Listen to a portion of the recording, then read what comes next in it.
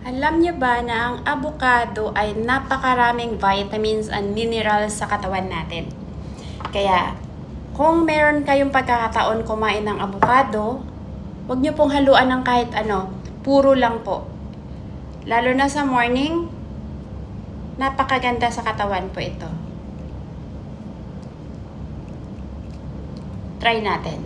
Sana maganda tong avocado na to. Oh, wow. Wow.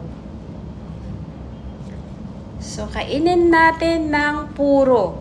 No sugar, no milk. Pwede na itong diretsong balatan. Ayan, no? Tapos, kainin mo na. Hindi ko na ikukutsarain. So, don't forget, avocado is the best for health. I know avocado sometimes or most of the time it's really expensive, but sometimes they have an offer, so grab the opportunity. Napakaganda po, oh. See that? Wow.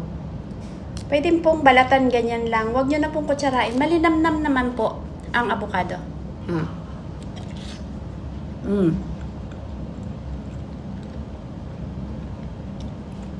Ganyan lang, pwede na. Kung sino mang may pagkakataon na maraming avocado, kumain po kayo ng avocado, lalo na in the morning. Don't forget, eat the fruits in the morning. Kasi high in fiber.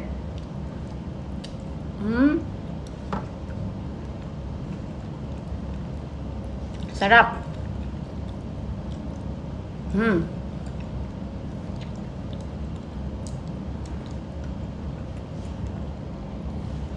Ubos.